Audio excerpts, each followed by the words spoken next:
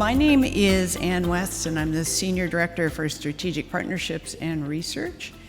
I've been working in the common space, the identity access management space for a long, long time, too long. And along the way, have met many friends, made many friends, met many people, and one of them you're about to hear from today. His name is Paul Axelsson, and he's the Swedish Federation Operator Manager, but he's also involved in many of our advisory groups here in the US, as well as a leader over in the EU for international standards development in the research and education space. So he's going to talk to you today about what they're doing in Sweden about unlocking student mobility.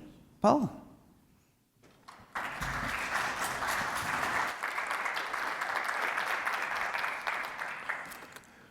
I will try not to do any dancing, of course. That should not be good. Thank you, Anne. It's not only Sweden, but mostly Europe. But I will start in Sweden for this because we did, when I was a student back in the 90s and 80s, we already had part of what I'm talking about today. And I will describe that, and that is still ongoing. Because students, they move around very often. They collect things. So first, why do I talk about this? Yeah, as Anne said, I am the manager. I'm the one running the Swedish Identity Federation, SUNET. We are not so big as in common because we are a smaller country, but we have all university college in. And the main thing for us is student services.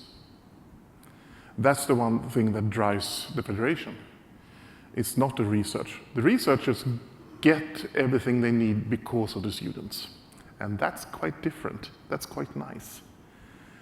That means that researchers get everything they need, but now I'm talking about students. SUNET was established in 1985. We built a network. It was the first internet or IP4 network in Sweden. And it was quite early in Europe too. And everything that is done in the commercial sector is based on what we did in 1985. SUNET that I run is a couple years younger than in common. We have our 20 years anniversary in a couple of years, so yeah. And we did start that mainly, now here comes the twist, mainly to be able to use it for the national government admission system for students. Because everything around education in Sweden are governized. So it's the government that pays for everything.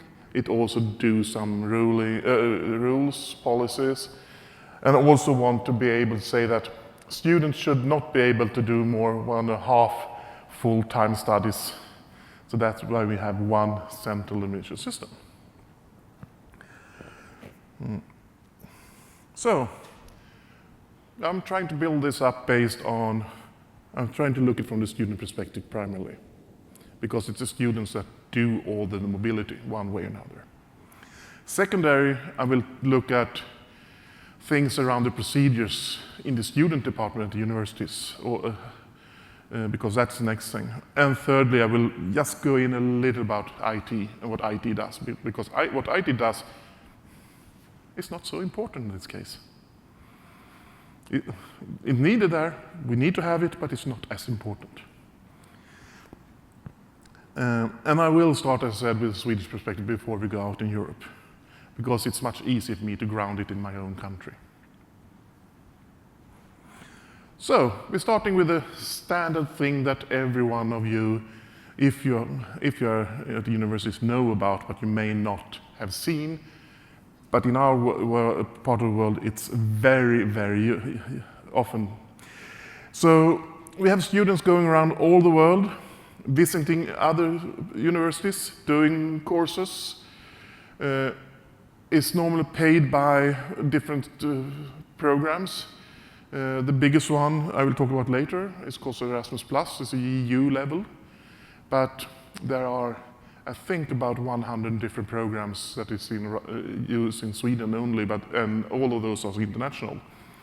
Some are more looking to Africa, Asia, some are North America, some South America, and so on.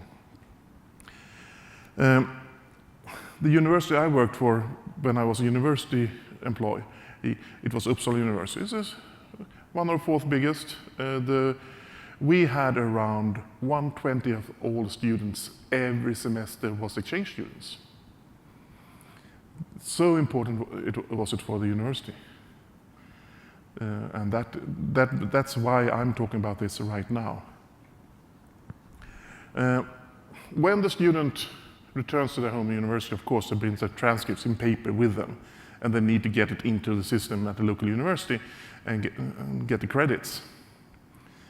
That's easier within Europe because we have a harmonized credit system over Europe nowadays.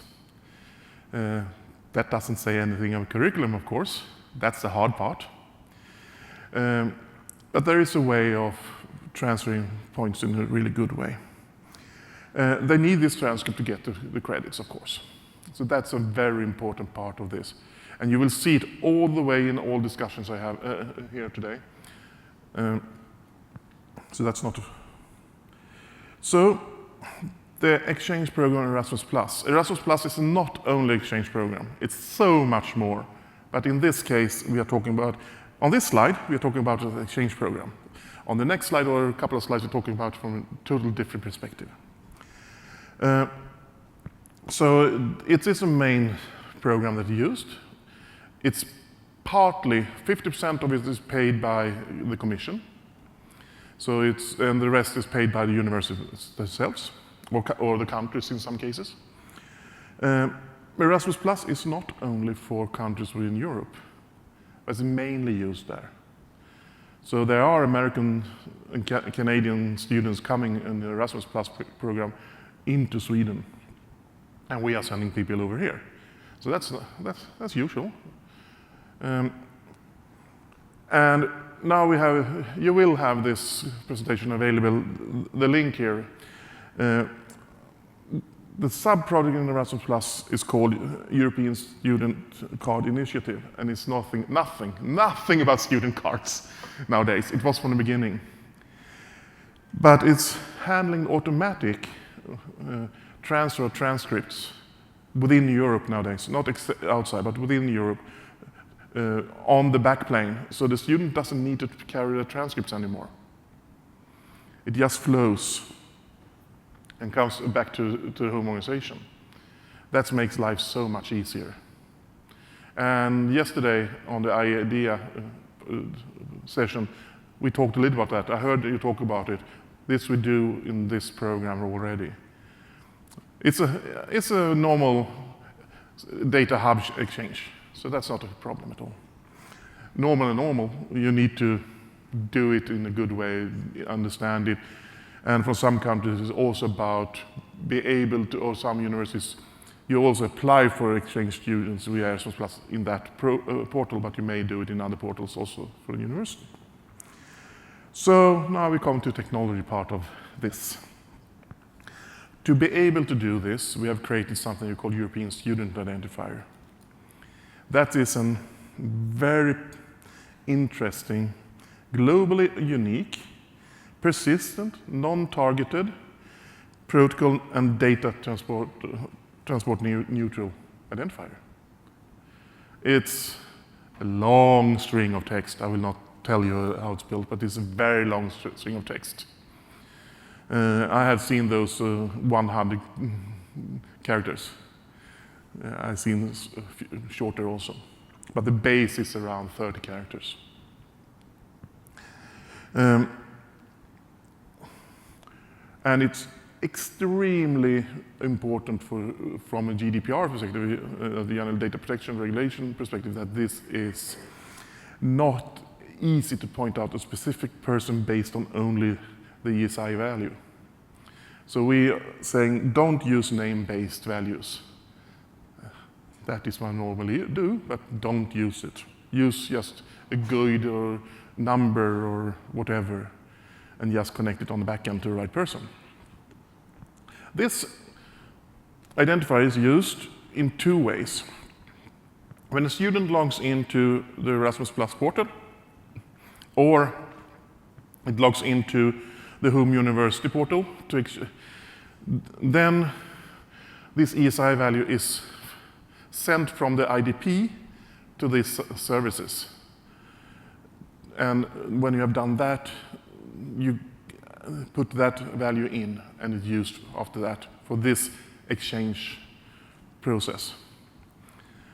And on the background, the home organization and the visiting organization use the same value to transfer information about the student, including who the student is, and transfer it back to the home organization, home university.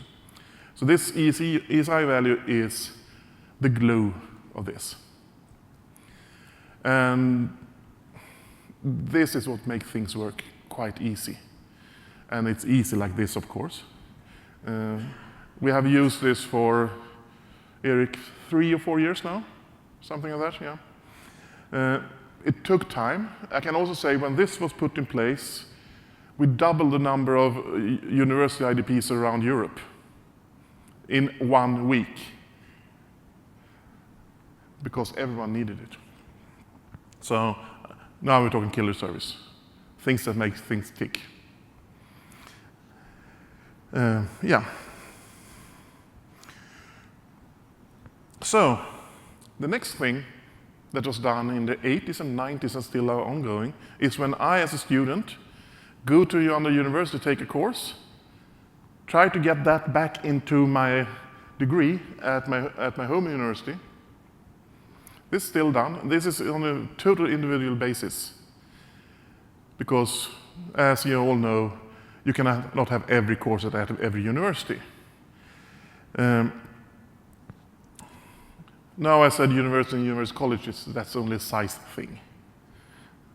Smaller schools are university colleges, bigger are universities. The difference is research, of course. So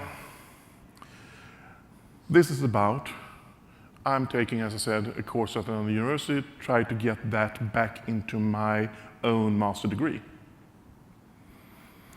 And that is a manual evaluation, of course. And due to that, we today have a consortia-based student information system in Sweden that almost all universities uses. They own it by themselves, they develop by themselves, but they use the same. They can transfer data by automatically today also, but normally they do it by paper traditionally. And here, because, here comes the twist again. We are government agencies, or we are paid by government to do education. It's a bit different than here, I know. That makes we can use what we call the Swedish personal identity number. It's something like the social security number, but not. This is something you get at birth or when you migrate into Sweden. That you all have. The tax authorities use it, the police use it, we use it, and so on and so on. As government agencies, we are obliged to use it. We must use it as the real identifier when we are presenting things to the outside. But within, we will want to use ESI values for this too, of course, because that's a non-invasive value.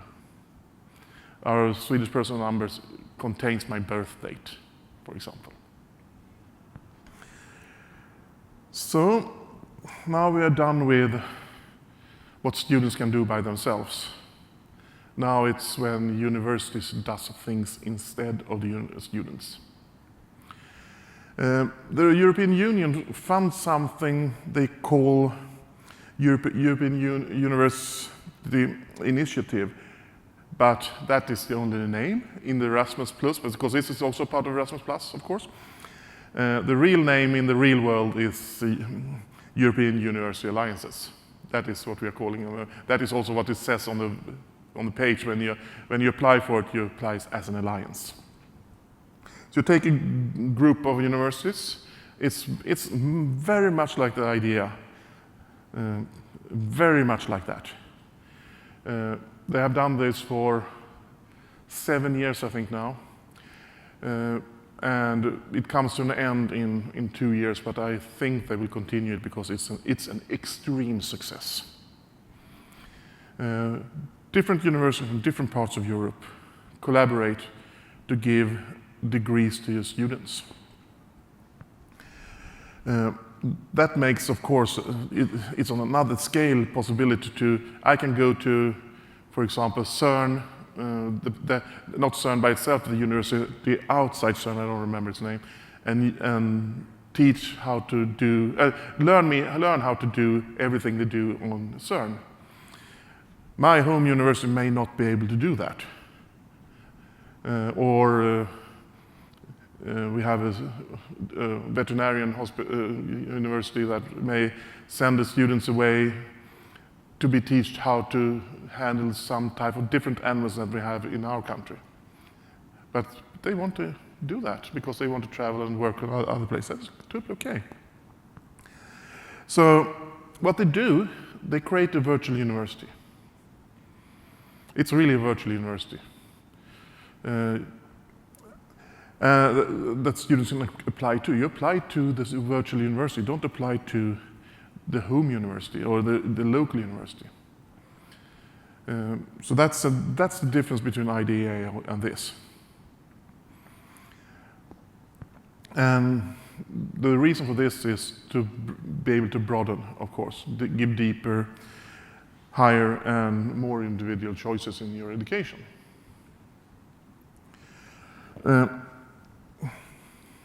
Of course, they do it by you applying to the University Alliance by your home university. So if I am going to apply for example, the data department, the Data University Alliance, and I want to do that from Sweden, I may look up a member that does that and apply by Uppsala University for that course, university degrees in that virtual university. That is for legal reasons, of course, because a non-legal entity, the virtual universities are non-legal entities. A non-legal entities cannot give the exams. They cannot do things like giving out a degree on the end.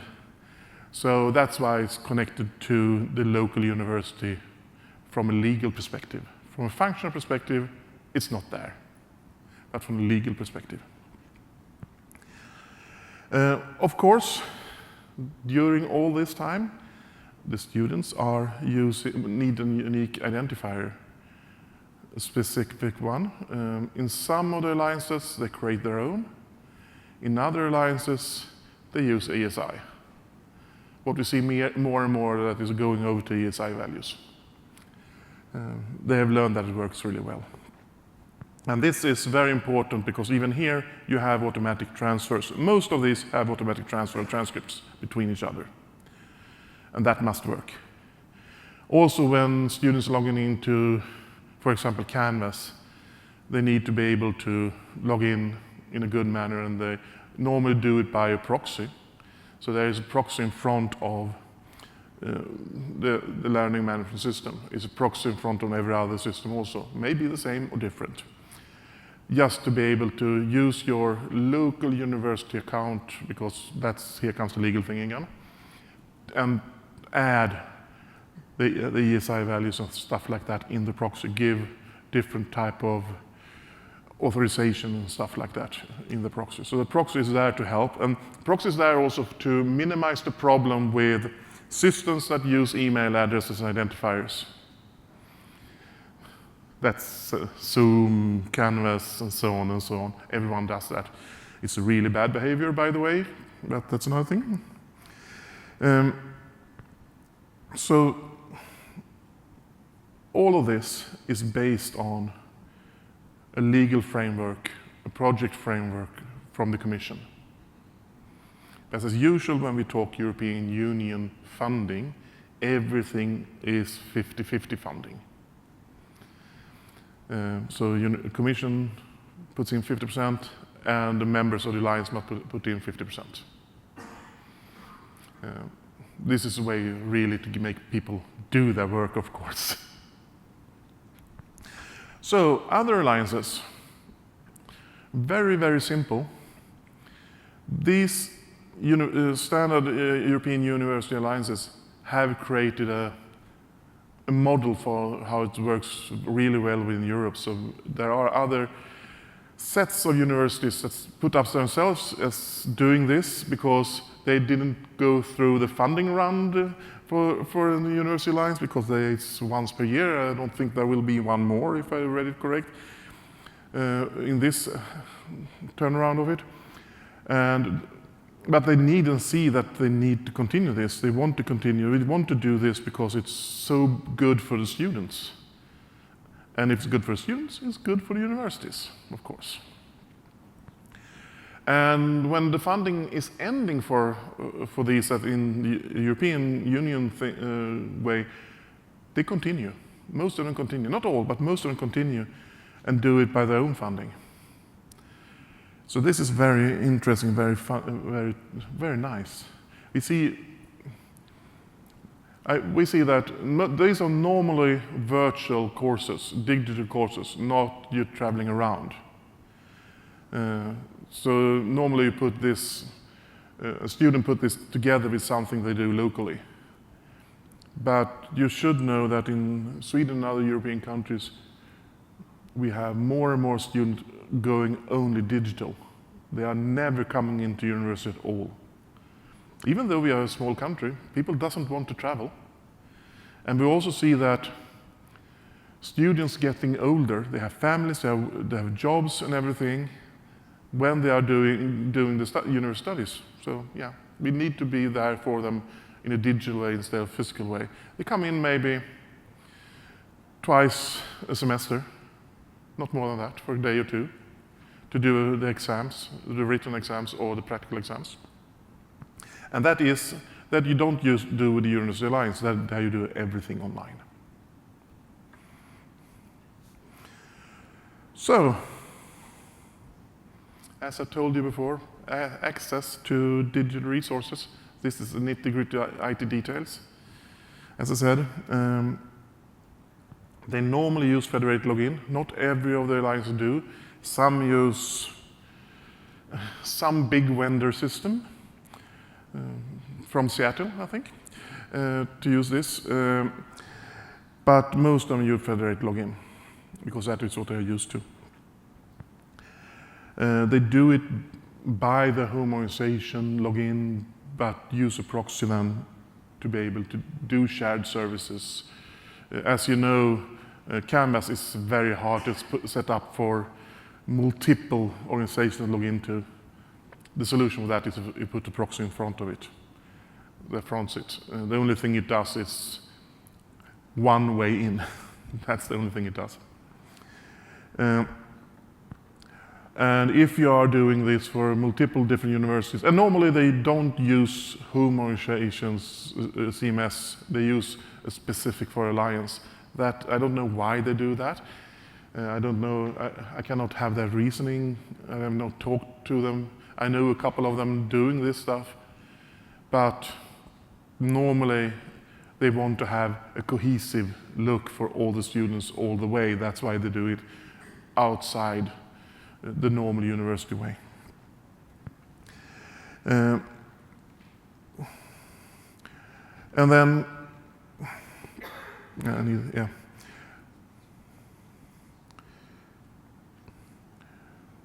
let's see what I said here, yeah.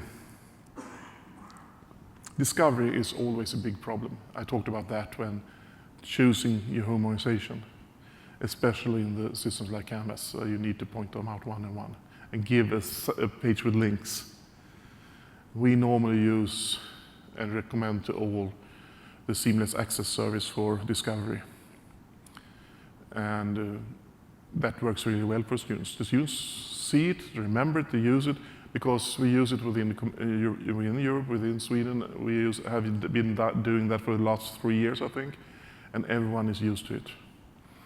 So doing a proxy way can give you a very good user experience. And some people say that I cannot use seamless access because then I can get whatever university around the world. No, not anymore. There is a filtering possibility nowadays. But it's not very well communicated yet. We are testing it, and I know Incommon is testing it too. But the IT side, yeah, there are some things you need to think about, but the identify part is the most important. We see that all the time. You need to identify the user in a good manner, in a secure manner, and sometimes use email address. Sorry about that. I always rant about using email addresses. The reason why it's very simple, another person can get that's the same email address later. It's not persistent, it's not long-term. We're trying to say that to everyone, and I do it here too. So, that was everything I want to say. I hope there is a lot of, yeah, it is. It went much faster than I thought. So it's totally up for questions. So, again, this is Anne again. If you have questions, please come up to the microphone because we are recording and streaming this. So, Nicole. Hi.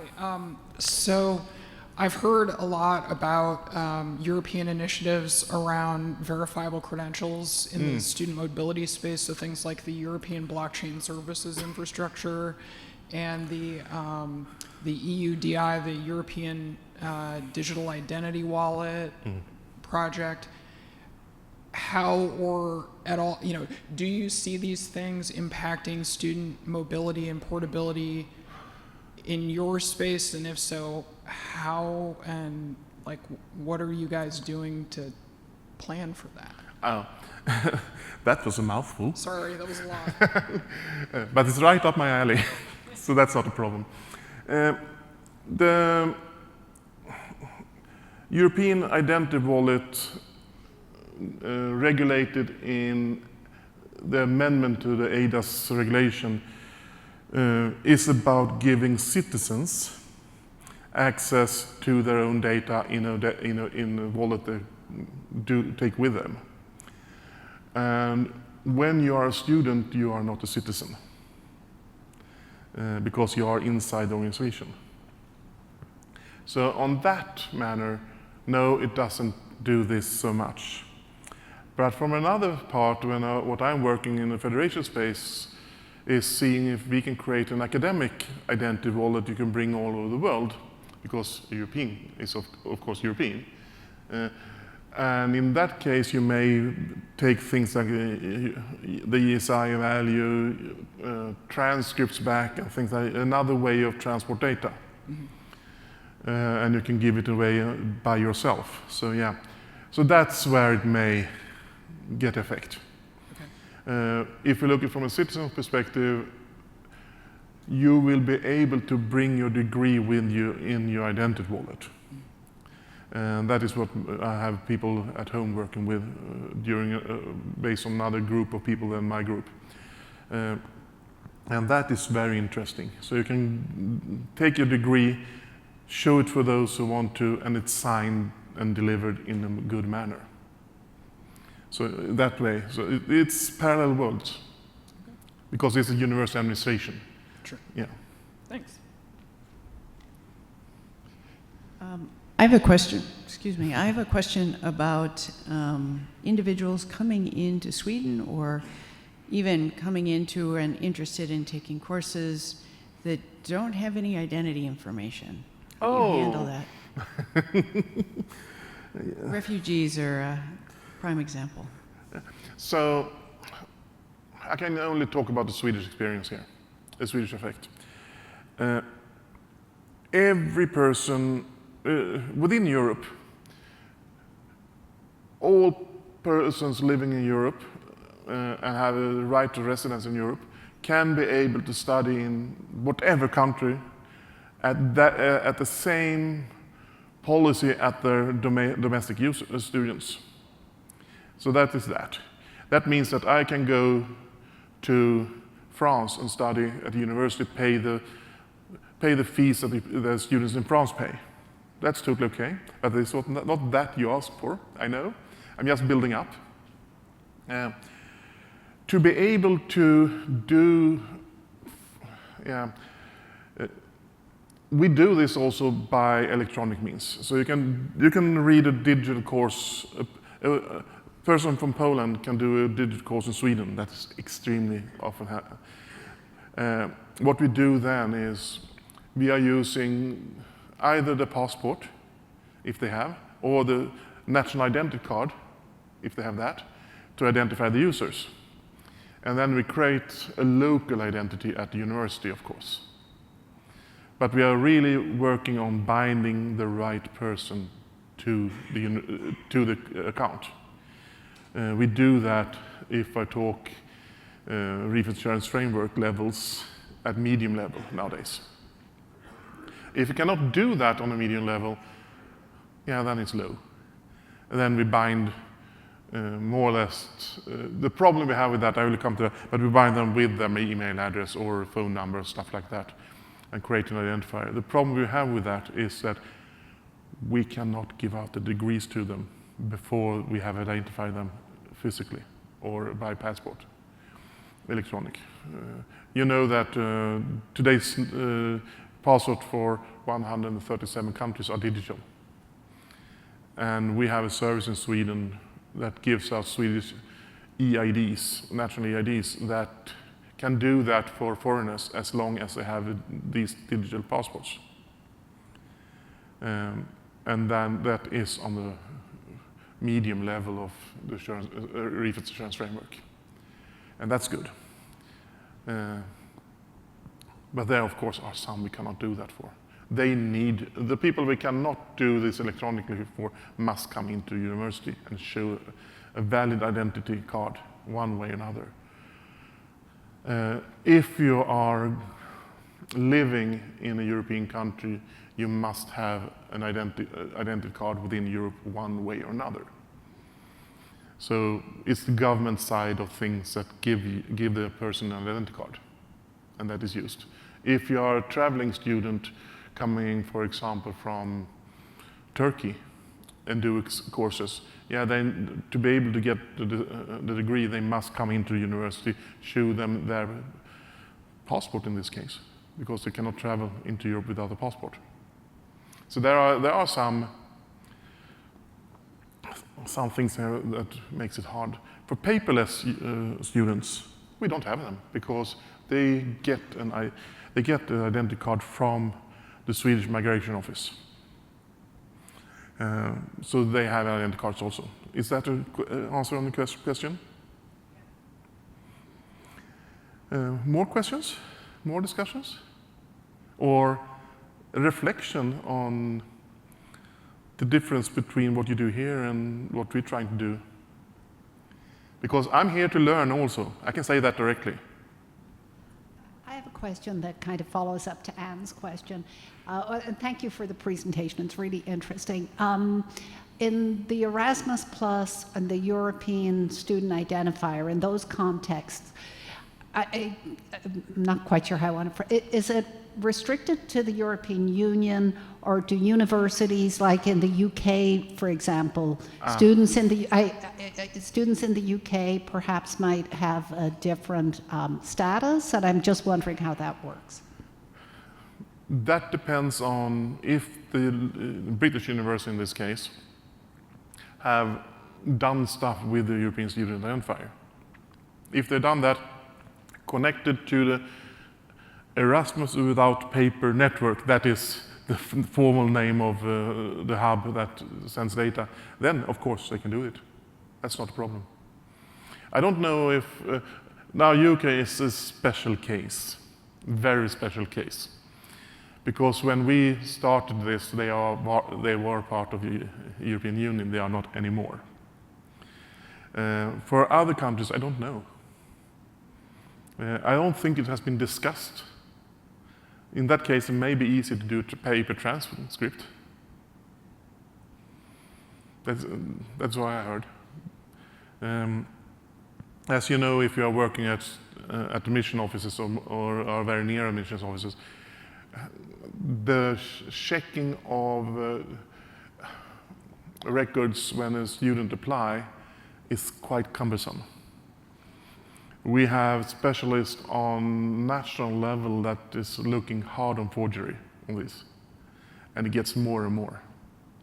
A couple of years ago, I had a 2-hour another person had a 2-hour presentation about that at our R&E conference, describing exactly all the things they have the problem they need to handle, and yeah, in that case, it's much simpler to take it by paper because these people know how the paper looks like. They know how the paper feels like. It's like money, exactly like money. No difference. How does a university stamp feels? Things like that.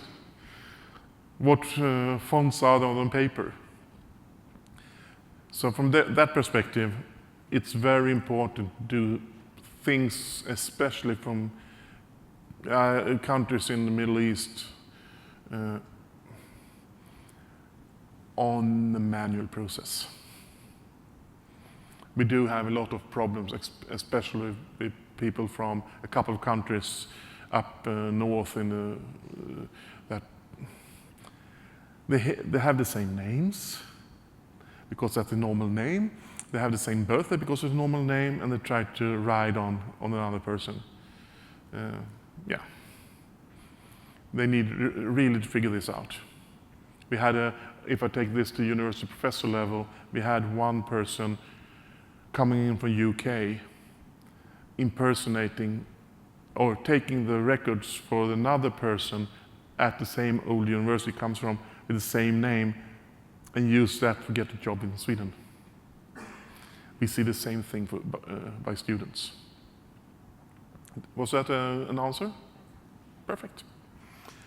Any other things you need to figure out and discuss? Otherwise, we end early. Okay, well, thank you very much, Paul, and have safe travels home. Thank you. Yeah. And if you want to reach out, please do. Anne and the gang knows me. We do. Thank you.